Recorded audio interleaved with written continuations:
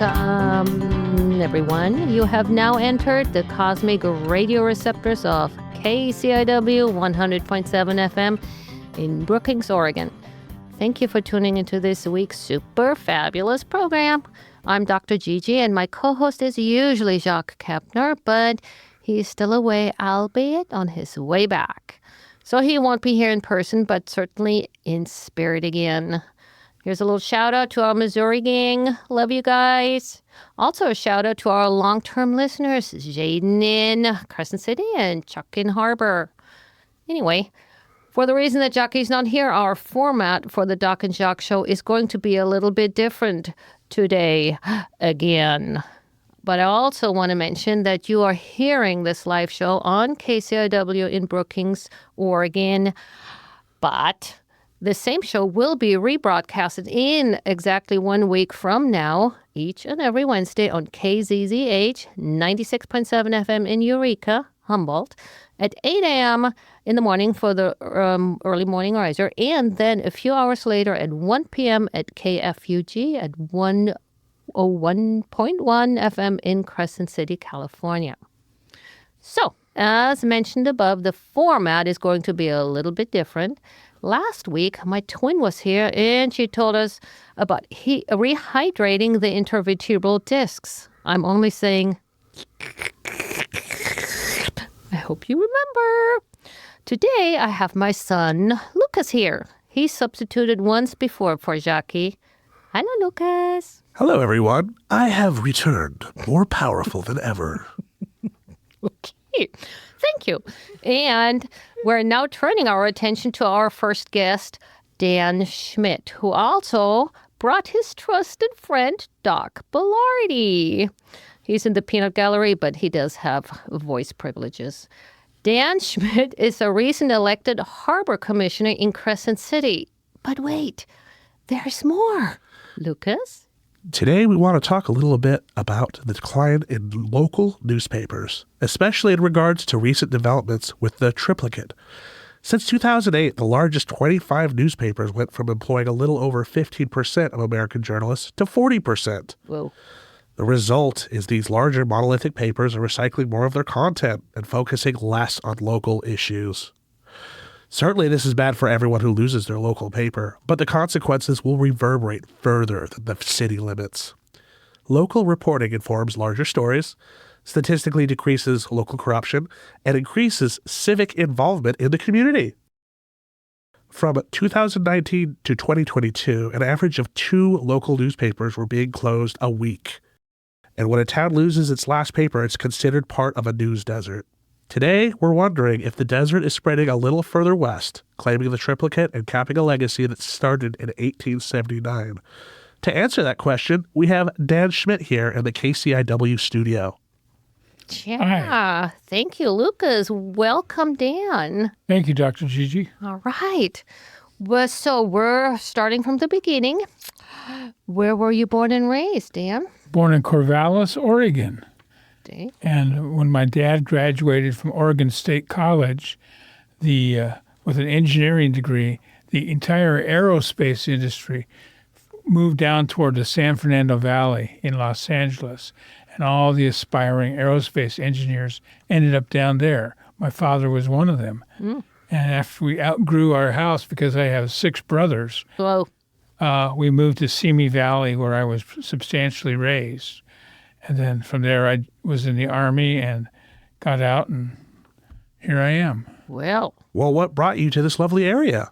Well, I had moved to the desert, the Indio, California, not far from where they do the Coachella Fest. oh, yeah. In fact, our house was about 1 mile from the Coachella Fest grounds. You could hear all these famous rock bands from our backyard. And I'm not really a rock and roll fan, so I was thinking, where else can I go? And Dr. GiGi, I'm sure you can relate because of your medical background. Yeah. But some people go through a period of stress in their life Yeah. to the point where they start to go postal. And I decided it was better to go coastal than to go postal. I love that. Nice. Okay. So I ended up here in Crescent City as we all know, right on the Pacific shores of Northern California. All right. Now, before you went coastal, what did you do for a career? Well, I was in the newspaper business. I spent a year at Cal State Northridge, and thinking that I knew everything I needed to know after a year of college, I started a newspaper. And a lot like Luke was saying, the newspaper consolidation began way back there, and I couldn't get a job. So if I was going to work in journalism, I had to start my own newspaper, and that's what I did at the age of 22. And from there, I sold it, started another newspaper, got it built up, sold it, and got enough money together to buy a house, buy a car, and go to law school. So I finished my legal training and became a lawyer, and I did that for about 25 years. And after I got out of that gig, I ended up coming up to Crescent City, became a probation officer, and then I became the editor of the local paper. And then I got elected to the Harbor Commission, and I had an opportunity to take over the local paper, so I went for it. And that brings us to today. All right. Well, speaking of today, what's your current positions and titles? Current position, I would say that I am a harbor commissioner, elected to the harbor last November. In fact, I believe Donald Trump rode on my coattails during the last election. But we both got in. I think that that's important. I am what I consider to be the error-in-chief at the Triplicate. An error-in-chief? Okay. Yes. And, of course, I'm a husband. Yes. Those are all very important jobs. Those are. And hi, Phyllis. We thought she was going to be here, but hello, Phyllis. No Phyllis, but hi anyway. So Lukas gave the intro about a local newspaper for reasons that we obviously have already alluded to, because you have revived the pronounced dead Del Norte Triplicate newspaper. It's back. It's the newspaper buy one, get one deal, right? Tell us what you're currently doing with the acquisition of it. Well, we're publishing our second weekly edition today as we speak. It's at the printer down in Arcata, and we're printing it right now. And by the time we get done here, I may very well have the bundles of papers delivered to me. So the struggle has been to keep the paper going without skipping a beat. And we were able to get the first one out, and we were able to now get the second one out without skipping any issues. Oh, wow. So you haven't skipped any. So it's the second week already. So we're kind of late. Oh, geez. But still, very cool. Yeah, I'm holding it in my hands. It's here. Nice. Okay. Well, so can you tell us more about what you're doing with the acquisition of the local newspaper? Well, of course, the most important thing is to continue its service to the community. And unfortunately, the Triplicate had kind of lost its way in recent years, where I think it was poorly guided and not adequately supported. And so it just kind of degraded as a publication and as a product that's supposed to benefit the community. I sensed that I knew what needed to be done to change it into a productive and beneficial form of communication. So why was it put out for sale in the first place? I mean, the people who did the paper might not have thought the same way, right? That it's not a fantastic paper anymore. So what brought them to putting it out for sale? Well, it wasn't put out for sale. They just decided to shut it down. Oh. And I heard about it. Yeah. I heard about that it was going down, that they were going to publish their last issue the following week. And within a half hour of hearing that, I was on the phone talking to their owner saying, hey, I don't want to let this newspaper fail. I see. So I need to make arrangements to acquire the paper from you so I can pick it up where you left off and keep it going. As a matter of fact, Lukas read about it before he came, that the Triplicate was going to shut down. Yeah, I was way back in Salt Lake City, and I, get alerts from Crescent City, and I saw it was closing, and I was a little heartbroken. the news desert thing is serious. And I thought up until I was, getting ready for the show, I had no idea you had saved it. Well, fortunately, newspaper people care about each other. And when you lose a newspaper, for many people, it's like losing a family member. The Triplicate is 146 years old. One of the oldest newspapers in California. Right, yeah. Older than the Los Angeles Times. And when it died, people thought that was newsworthy. Yeah, that's true. So it wasn't so you just told them that you wanted it? You didn't have to fight with anyone else? You just showed up and say, hey, I'm taking this. No, my wife fought me. We went back and forth. But my good friend Doc Belardi and I... Yeah, who's here in the studio. Hey, Doc. Yes, thank you. Doc and I have been talking about putting a newspaper together or a newsletter or something for a couple of years to talk about all the great things that are going to happen at the harbor, about the changes that are happening in Crescent City, and more importantly, about the good people and public servants that are bringing all of this together to make it happen. So you were going to design or make up a whole new paper till this came up? Well, I have to tell windfall. you, Yeah. I came here 4 years ago, and I knew then that I wanted to take over the paper because I sensed that it wasn't serving the community. But you were the editor at that time, weren't you? I became the editor about a year later. I see. Okay. And yeah. Well, made some changes and whatnot, okay. but then had to Now, step what away. was your paper going to be called? Have you had the new one that you're not going to make now? Did it have a name? Doc Talk. Doc Talk. The quadruplet. Oh. Oh, Okay. Yes, I Doc. will just share something here. Yes. Dan came into my office at the time, and he wanted to discuss the paper. So I kept grinding on him and saying, hey, let's get a hold of the owner. Let's chit-chat. So when we had the news about it almost 3 weeks ago, Dan, we're sitting at lunch, and we're having lunch at Boathouse, and all of a sudden, phone call comes into him. He lights up like a balloon. I'm going, what the heck? He said, hey, I got a chance. I said, well, hey, let's rock. So from there on, it was full speed ahead. I was happy for him because, as he stated, there's so many good things coming. We need to let the public know what's going on. So it was a blessing, and I think it's going to be well serviced for the community and for the things that are coming to the whole big picture of our growth and expansion and communications. Thank you, Doc. So, And I expect your continued support and involvement. Yes. you I'm there won't get rid of 100% Doc. plus. He's going to be behind you, right? Yeah. Oh, yeah. He is. Whoever he latches on. He's a friend. Yes, yes. Now, I have a little stinker question. We're talking newspaper. What is the viability in paper over digital? Well, I'm going to use a word that has a medical connotation. Okay? So Yeah. A newspaper represents something tangible that one can perceive with their naked eye. Okay? You don't need a TV screen. You don't Right. need a computer Yeah. monitor. You don't need speakers and electronics.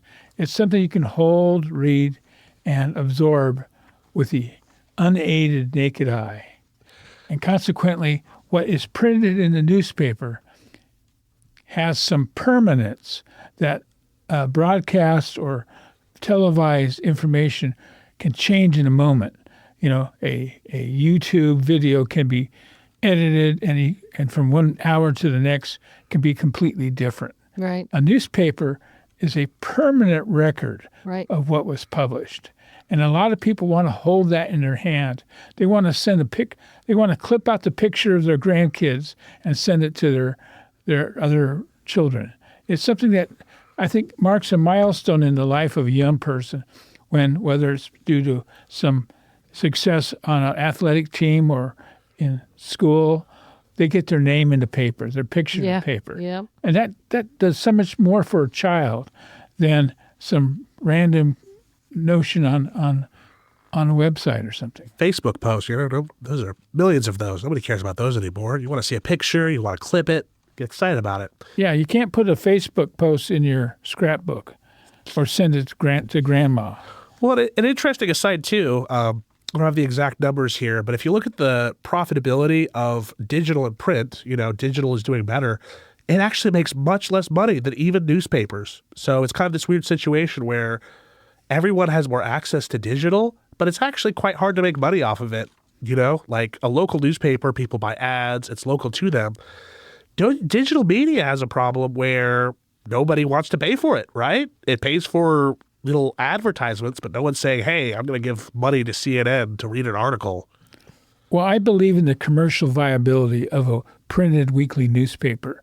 I think that's what the advertisers in Del Norte County need. Something where they can put a coupon for their restaurant or for an oil change or anything else, a house for sale, anything that can be used and enjoyed and taken advantage of by the community. You get people supporting local business, and you get business reaching out to the community. That's a unique process of a local community newspaper. Local newspaper for the local people. Absolutely. Now, but what Lukus said in his prologue area, what I thought I didn't realize before is that even the national news pull from the local newspapers. If we have a little earthquake or whatever here, it's going to be, we're the ones that, would probably report more accurate about than somebody else who's flying in doesn't know where it is or whatever they're doing. So they are getting information from the local newspapers, even to the national level. Yeah, like what I was saying with the larger stories is that, a lot of these bigger organizations, they have more money, but what they're actually just doing is repackaging these local stories and creating something bigger out of it. Without the local newspapers, they're going to have to just rebuild all of that from scratch. Well, there's a phrase that's kicked around, all politics is local. Well, I think all news is local. Yeah. And it becomes regional when regional newspapers pick up on it. Yep. And then there's the sensationalism that is then the national more than anything. So you are what is your title with it now? The owner or the editor, or what are you now with the Triplicate? Error in chief. Oh, yeah. You said the error in chief. Error in chief, yeah. Yeah, it's not very, okay, fine. May I suggest the Lord of the Triplicate? Well, that's not my style. I'm way more down to earth than that. One thing I've learned a long time ago is when you're running a newspaper, you're really no better off than anybody else. You're just there putting the paper together and getting it out. I invite everybody in the community to have a piece of the action in the newspaper. Write a column, write a letter to the editor, send in pictures of your dog, your kid, your garden, whatever it may be. This is your newspaper. So I just happen to be the guy that tries to put it all together once a week. Yeah, so that is the editor or error-in-chief type thing. You did write in your school paper, you said, right? You did journalism, you did reporting, or what did you actually do back My then? first newspaper job was in 1964, and that's when I was a young kid. And at the time, Lyndon Baines Johnson was our president, and it was the 1964 election, and I made a little neighborhood newspaper up, put some carbon paper between several sheets of paper, and drew out a little newspaper, and posted those on the telephone poles in the neighborhood, and I got a few responses from that, and from there it went to being the editor of the elementary school paper, then the junior high school paper, and then working on the high school paper, the college newspaper, the Army newspaper, and then finally my own newspaper. So those were the editors, or did you also report? Did you also go out and interview people or write stories? Is it mostly editing, erroring? Erroring, yes. Lots of that and a lot more to come. Okay. But I did it all. I was able to survive as a weekly newspaper because I could do pretty much everything that needed to be done. Very cool. It's good to have more people on board. They can do it better. Yeah. But I can do pretty much anything that needs to be done. Well, you did that on hard mode. Back in the day, there's no printers, there's no computers. I don't even think photocopier machines are everywhere, right? Well, I had a computer that was so old it had a rotary dial, and it was tough to put out a paper back then. But we got it out, and they had black and white, and we had a dark room, no such thing as email, no such thing as the internet, no such thing as digital cameras. It all had to be done by hand. Okay, so you were an early adopter of computing. That's very interesting. I like to brag. It's not exactly true completely, but my little weekly newspaper in Moorpark Park back in 1980-ish, 81, 82, was one of the very first newspapers to take the Macintosh computer from Apple and move it into a newspaper environment, both in news, in setting up classified ads, page layout, booking and bill keeping. And that one little tiny newspaper, or computer rather, with a little 7-inch screen or whatever it was, made it possible for me to do the work of 3 other people. And it made sense. What is your coverage area? Now? Yeah. The county of Del Norte. It's okay. Do you keep the subscribers? Do you have new subscribers? How many do you have? It's amazing how many people have contacted me in the past week to say they want to subscribe. Yeah. Many of them saying, hey, we quit the paper years ago. Yeah. We want back in. So we're going to build up those numbers. Good.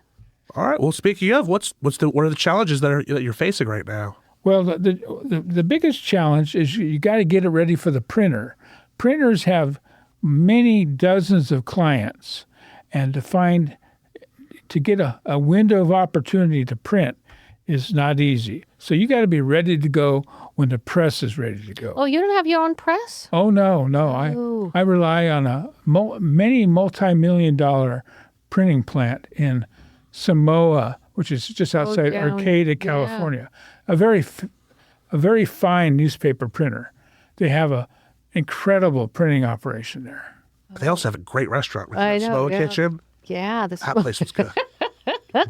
So do you drive down there to get it? Yes. My brother, Dennis, he's down there at this very moment watching the paper come off the press, cool. ready to bring it back up to our post office so we can get it mailed tomorrow morning. You mail it out? So Yes. I know we have all the little triplicate boxes. Does it come through the mail or does it come through mail, the triplicate carriers? Well, I learned a long time ago that the big media that you were talking about, Luke, a Fortune 500 company depends on a 10-year-old boy with a Schwinn bicycle to get the papers out.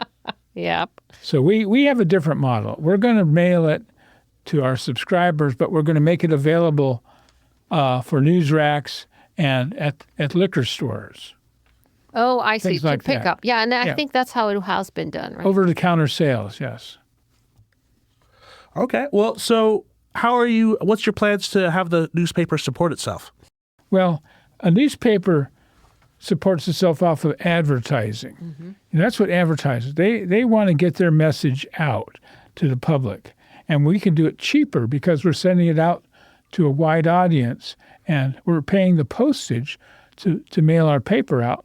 But once you got the postage paid, you can insert these inserts into the paper and get that out to the community. So an advertiser, like we have Cascade Home Center over here. Yeah. They're running an insert this week, and that's going to go in our paper, shipped to our advertisers or to our customers, I mean. So who puts that in? I remember when I was a child in Germany, we had something that went out once a week, and when we got advertising, we all rolled our eyes. All the kids did it because we had to open each paper and put it in. So we had to do it by hand. Is that what you guys have to do as well? Except that they have this printing plant I have up north, or down south actually, is so advanced, so modern. They have machines that automatically insert. Oh, nice. Okay. Nice. Well, And they also have another machine that puts the addresses on the paper on the front page, so it can take it right to the post office, and out it goes. Yeah, no more busy work. And I think another thing worth mentioning is like the local newspaper is such a precise way to market, like they pay so much money for millions of people to see an ad and then maybe a few percent of them see it. If you want to sell something in the local area, I don't think you can do better than a local newspaper, right? Well, that's the thing. It's readership, it's exposure, and a larger area, marketing area, dilutes that message to a larger area. And people are not going to drive 10 miles to go to a donut shop per se, but they would drive around the corner. So advertising is the same. An advertiser wants to reach their customers, their neighborhood customers. If I want to put a picture of my chickens in there saying, look, Polly wants a cookie or whatever, they laid eggs, or this is really cool in my garden, and you were to print it, do I have to pay for it, or how does that work? Well, I am going to print free egg photos. One of my policies. In fact, I mentioned right here, the Alexander Farms. Yeah. And there are many thousands of laying hens. Yeah. That any visitor can come to town and see all these laying hens just scooting all around, free range, organic fed laying hens producing eggs. So they're not going to have to pay for any of that coverage.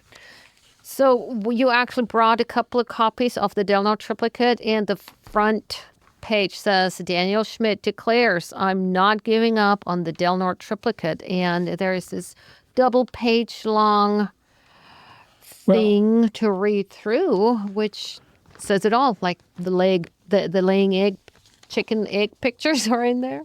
Help wanted. I felt, I know, look, I'm kind of shy, okay? Mm-hmm. I am kind of shy. Right, Doc? And, Yes. and I'm kind of humble for good reason, okay? But I don't like talking about myself that much. But I felt it was important for the community to get to know who I was, what I'm trying to do, and why am I trying to do that. Okay. So that's why that article came out last week. I'm committed to saving this newspaper, just as I am to saving the harbor. And so here we are. Very good. Ooh, got several adventures planned. All right. Well, in a perfect world, where will the newspaper be in, let's say, a year? What plans do you have beyond that? Within a year, I hope to have the newspaper in every home in Del Norte County. Whoa. Okay? Yeah. All right. I want the newspaper to belong to the entire county. I want it to be the one thing the people of Del Norte County have in common is the triplicate. Very nice. How about you, Doc? I think that's welcome, and I think also that will echo into the businesses so everybody can work together to get this thing going forward and upward and solid. And sideways, and very good. Yeah. Do you need reporters? Actually, that report for my school newspaper.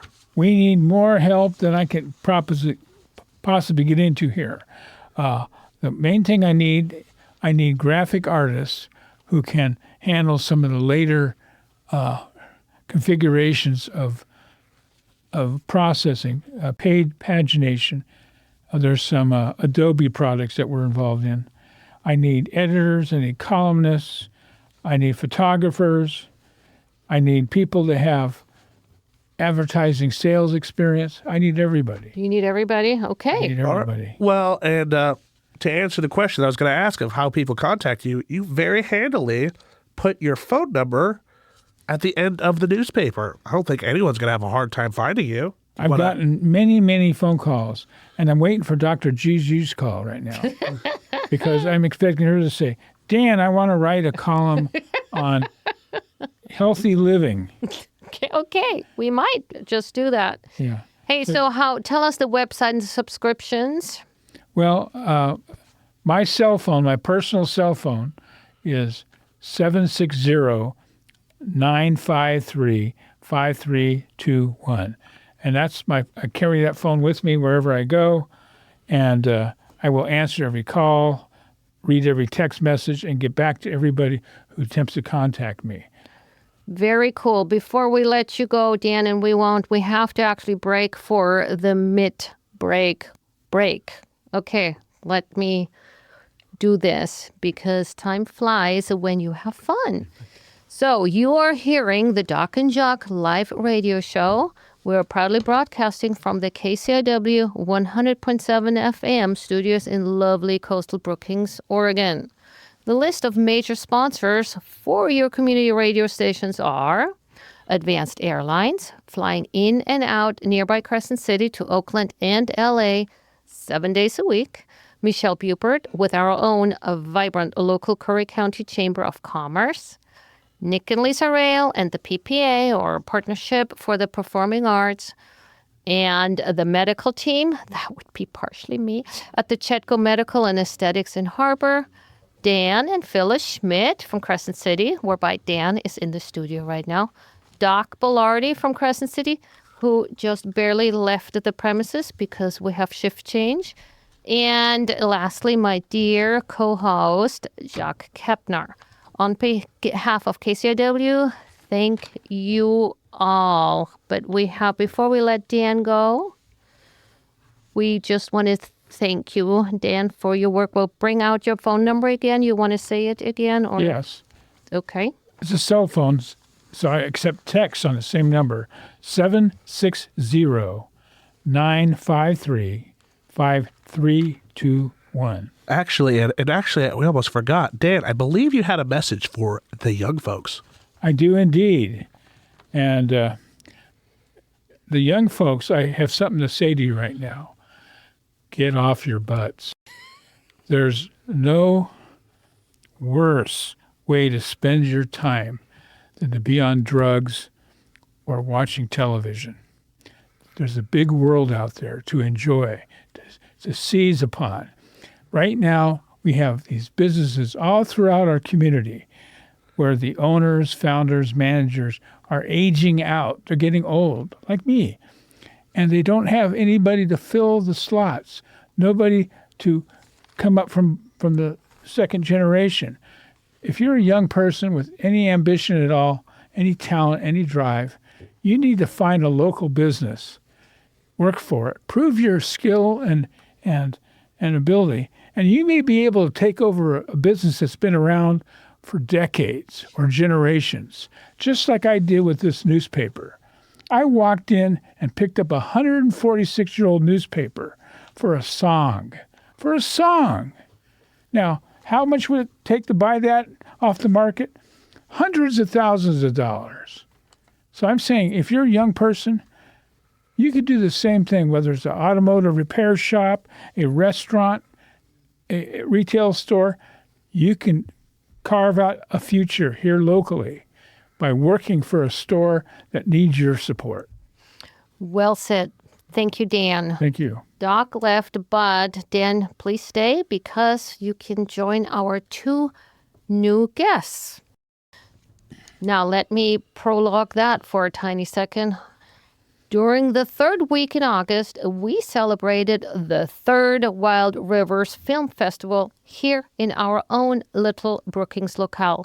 The sidewalks were bustling, there were receptions, and of course there were films to be watched. Short stories, funny, sad series, horror, and documentaries of different lengths.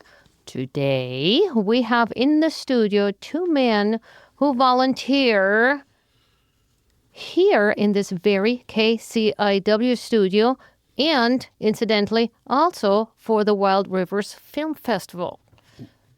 Got a theme today. Yeah. Both of them are involved in both organizations one way or another, and they're here to elaborate. Welcome, Michael Gorse and Rick McNamer. Correct, and thank you. Thank you, GiGi. And before we go too far, may I just backtrack or whatever the word is on That would Dan's be Rick, by the way. Yeah. newspaper. You were speaking to me. I was a subscriber for both papers about a year and a half ago. I quit. I'm going to subscribe again. I'm excited. I think local newspapers are huge. Always been a local newspaper guy, no matter what little community I've lived in. So I'm excited that the Triplicate's back and that you took over. Well, thank you, sir. We're excited that you want to be part of it. I do. Are you going to read a Medline at all if I write one? Well, of course. All right, so it's Rick and Michael. Rick and Michael, they're both very much into KCIW. You bet. And Michael, a little more than Rick, into the film festival, right? So we're going to ask questions, and whoever is more into the film festival will elaborate a little bit more. But both for you, where were you born and raised? Rick, go first because we just heard your voice. Okay. Rick again. I was born and raised in the Sacramento area. Spent my high school years in a little community east of there called Loomis, California. Great little community. And moving up here 7 years ago, I kind of equate this area. It's my favorite place, pretty much like Loomis was. So this area just captivated me. That's why I'm here now and don't plan on leaving. Right. Yeah. Well said. Michael. Well, I grew up in San Diego. My parents were refugees from Chicago right before the Second World War started, and then settled. Dad came out to take a job at Convair, brought my mom out. They got married in the San Gabriel Mission and then settled in San Diego.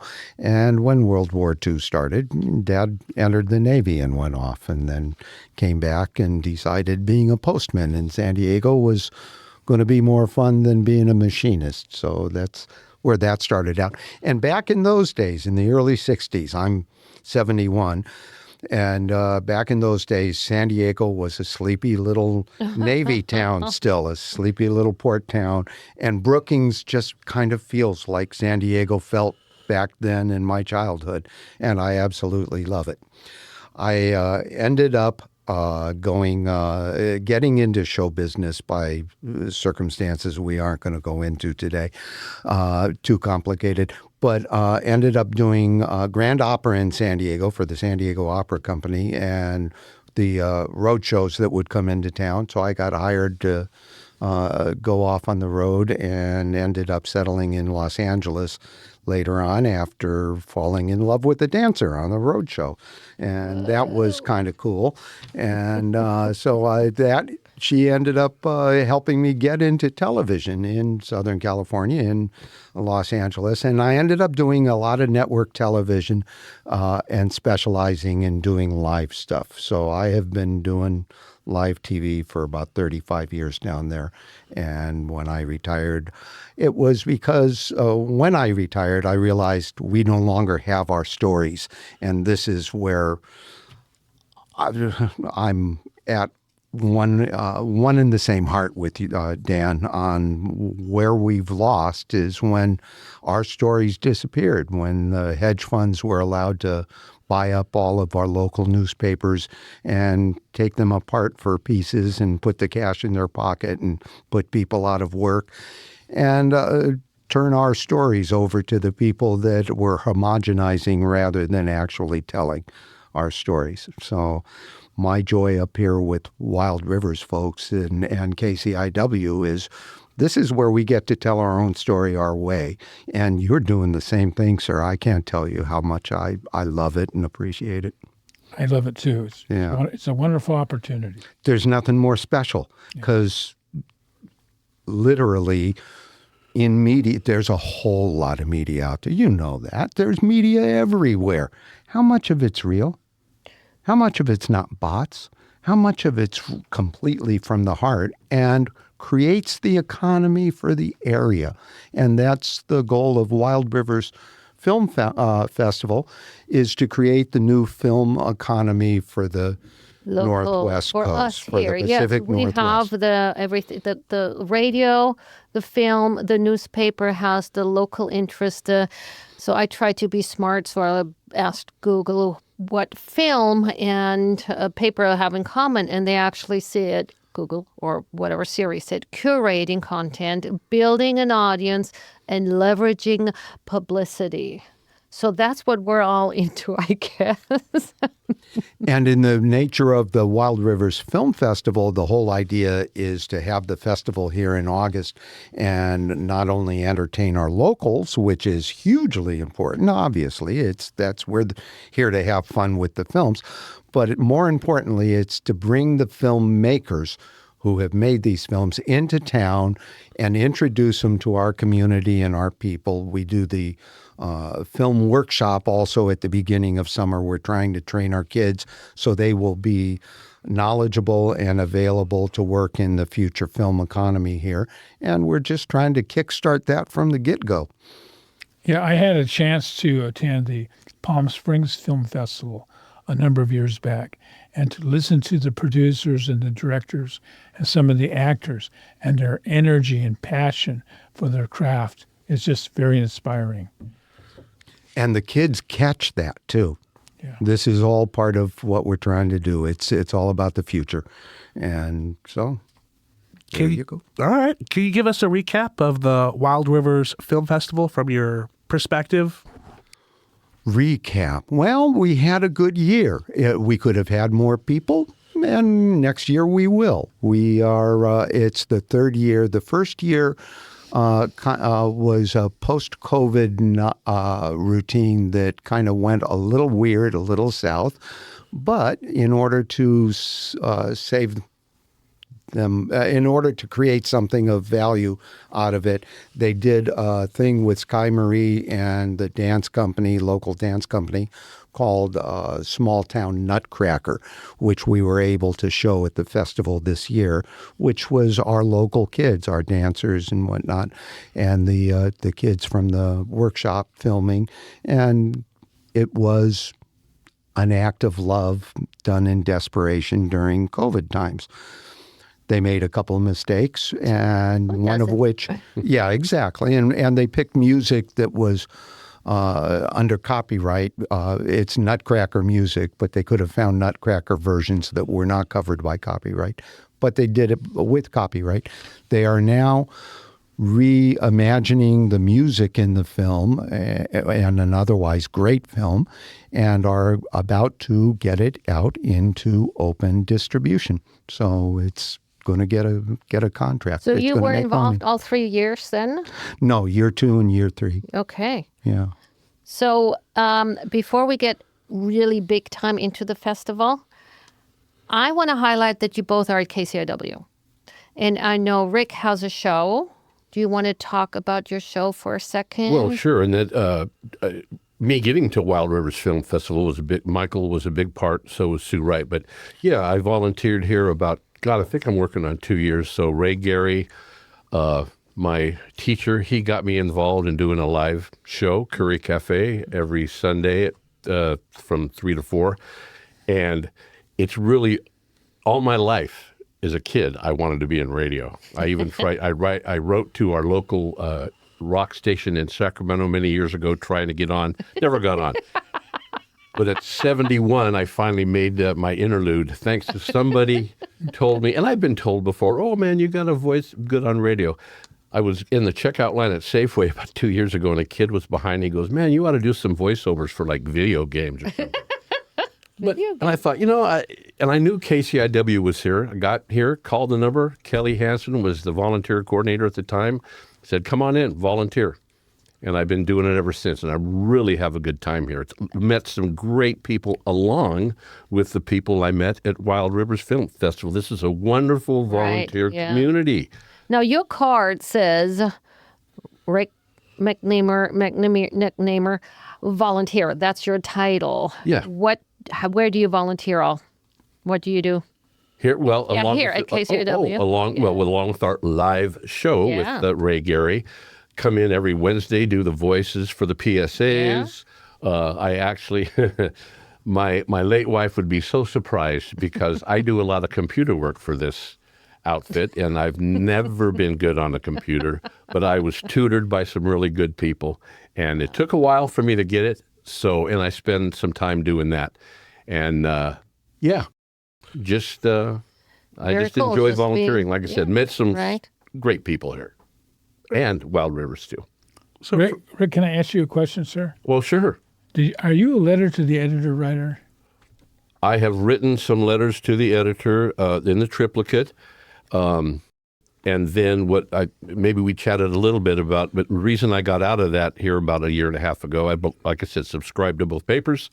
I had written a couple more letters. Now, maybe this is just being petulant, but they never printed them, and I noticed that there were no letters to the editor. So I got a little piqued, and at the same time they raised the prices, and I thought, I'm going to get out. But that, like I said, that was kind of petulant. But I'll be writing it again when I subscribe. Well, when I was editor, I remember receiving some of your letters. Oh, okay. And I remember you disagreeing with my profound position on a local issue. But I called you up and talked to you. Oh, God, boy, talk about a memory. Thank you. Oh, yeah, I remember. Thank you. I remember. And how cool was that? Are you from the Smith River area? I live in Smith River, yes. I knew it. I knew it. All right. Wow, what a revelation. But we're here for the film festival. Okay. You guys Okay, we'll join talk us some after. other time. I want to hear the end of this one. We'll talk after. Speaking of, we got a question for Michael here. What roles do you play at the film festival? Okay. I am a volunteer mostly, and Another one of those. Yeah, another one of those. Although they did help me out, they did cover expenses for me for during the workshop this summer because I was one of the teachers. But by and large, I just help them out with their media. I shoot a variety of shows for them. I capture the Wild Rivers Film Radio show that they do, is a weekly show here on KCIW. And that's how they got me in the door and involved here. And it's all from Sue Wright, who was the founder of the film festival. And one of the... the film festival is filled with women like Dan, Dan the Springen. construction. Well, no, Dan you Schmidt. meant Dan Schmidt. The humble heroes of the city, of the area that Good. know what needs to be done for the next generation, wants to put it on, is willing to put it on their back and walk it forward. So that's what they started doing. After they decided they were going to do it, all of a sudden COVID came up. So the initial start was a little funky, but they did this movie that they made under COVID circumstances, and it's now, through not letting it go and keeping at it and figuring out solutions to the problems one by one, it's about to get its contract and its worldwide recognition. So that's very cool. And then the next year we made, in 24, we made a film called Hey Nas, which is Taloa for canoe, and it's about the construction of the first dugout canoe that they were able to create from a fallen log in, I think it was 130 years, because they've been kept from having access to the redwoods. So that was that's an incredible film. Not yet in market, and we're hoping to get that done soon. And then this year, they did a kind of a Saturday Night Live, Dan Springen likes to say. Now, Dan Springen's our executive director out of Orlando and a sweetheart of a man. You guys know him well. We've we got love him him. 3 times on our show, yes. And he gets better every time, to be quite honest. I think he wasn't necessarily used to radio at first, but he's getting better. And he's back in Orlando getting ready for his festival back there now. And the reason why you are here, both, why we invited you, and thank you for coming, is that 5.5-minute video. Is that what the one that you were going to be talking about? That's the promotional that we just made in the last couple of weeks. Yeah. That we are what they realized is that long term we are less cohesive than we are short term. We do the workshop well, we do the festival well, but during the times of the year that we're not doing those things, we kind of tend to get forgotten. People forget about you. So what they've done is they've started the Founders Circle, where we are getting people to sign up and agree to be annual sponsors for a level. And we made this promo a week and a half ago for that and debuted it on Saturday. And that's what that's And it's about. funny. Yeah. And it's funny. Very 'cause funny. The kids did a Saturday Night Live, are prepping, it's still being edited, but a 22-minute pilot for a television program, for a short comedy sketch program with the kids. The 5.5-minute promotional video has a funny in there too, right? And Yes, it does. tell us about the regressive insurance. Well, it's it's pretty cute. Now we're here in at KCIW, and right across the hallway is Misty Mountain Brewing, and Jade, who is the daughter of Matt and his wife's name. I'm losing it. She stars as a young Flo, and the kids are walking through a field back in the late 80s, and everybody's talking about what they want to be when they grow up, and she wants to be the spokesperson for the best insurance company in America that sells car and home. You're not giving away uh, the climax story, right? The pointe? No. You're going to tell the whole video? You have to stop it saying so people want to watch it, right? Well, she's adorable. That part's a visual, so yeah. And of course, everybody knows the Progressive commercial. Flow and Progressive, yeah. That has been probably one of the better advertising campaigns. I don't know. Yeah. Now, how can people view it, actually? Wild Rivers Film Wild Rivers Film Festival.com is where you can go to view and donate and figure out what you want to do with us. And we're trying to put that together right now. What was your position? What was, Michael, did you do for that movie? And Rick, what did you do for that little promotional? Well, what I did, and thanks to Michael, who asked me to do the voiceover throughout that promotion, Yeah. I had a wonderful time. I was very honored to do it, and I thought it would be a breeze for me. What I didn't know was I needed Michael's coaching. I was in the studio doing it for how long? A long time, Michael. And he told me to get through. He took me through it all, and I was amazed at how many times I had to reread because I thought I was a big professional here at KCIW. But it was different, and I had a good time, and I think it turned out well. It turned out really well because he's got a really great voice and a really great heart and mind. So it comes across as sincerely as it is. And we open up with a commercial that they made in 2023, and then we close with the Progressive commercial. And in between, we get the board members pitching exactly what they're trying to do, which is to create the new film economy for the Pacific Northwest coast and train the kids that will be able to do those jobs in the future, so that and bring the filmmakers here to get them accustomed to being here, to show them the beauty of the ocean and the redwoods and all of it in a really close place, inexpensive by most counts to shoot in. It's just a beautiful place to come to. All right. Well, how can people get involved with the local film festival? WildRiversFilmFestival.com. Come talk to us. That's the only pathway? Well, that's the easiest pathway to get information from us right now. And as we progress through the year, they can come to several events that we do every month, frankly. We got the first Saturday of the month, we show a movie at the library at 2 p.m. That's a feature that we usually show there. And then the second Saturday of every month in Brookings here is Art Walk, and we show shorts during Art Walk. We used to show the shorts in our office during Art Walk, but this year we are going to show the shorts for Art Walk at Compass Rose. And you'll be able to get a mocha and some pastry and some coffee and see the movie and talk with us and find out how you can get involved with us. And I know it's a year away, but next August, this was my first foray into the Wild Rivers Film Festival. I was amazed at how wonderful the movies that we had seen, the documentaries. I had so many favorites, but I have to say one of them was the Grand Salmon with the 3 intrepid young ladies going down, how I remember, 1,000 miles. Anyway, all good. But if you're out there and you attend next year, I think you'll be hooked. I'm ready for my VIP pass. Right. For 2026. Yep, it was pretty cool. I liked it too. Yeah.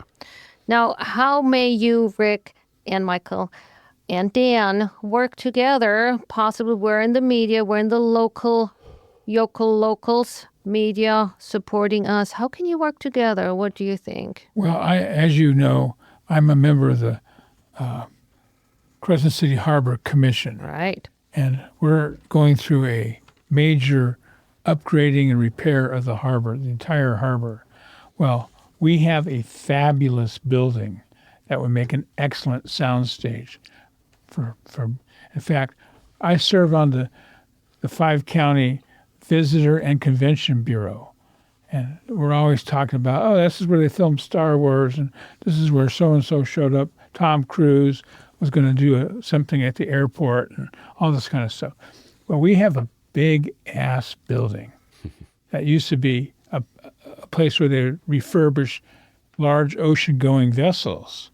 It's a big, and I mean, this is a big, 40-foot ceilings, 200 feet long, 150 feet wide. Great. I've seen it. Yes, that's available. Wow. Yeah.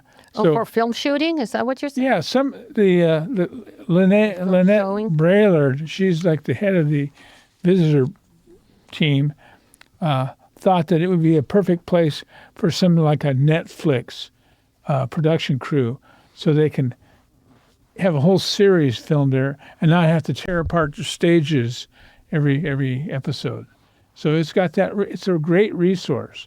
Very cool. I wish we can all work together. I mean, and the radio, right? The film, Yes, the radio, KCIW. And how cool to open up the newspaper. Wild Rivers Film Festivals to Crescent City area also. I know, right? Which we Very are cool. looking forward to. We've been talking with Nick Rail. We would really Yeah, like right. to We have go down and take it to the PPA and the Haynas, which is, well, Yeah, we're kind of running out of time. I'm so here. sorry. Thank you, Michael Gorse. Thank you, Rick McNamer. And thank you, Dan Schmidt, for coming in and boosting up our little economy, news, music, Local community. community, something or other. Because now, guess what? It is Fun Time Corner. Oh, okay. I'll have to sing it by myself, dang it.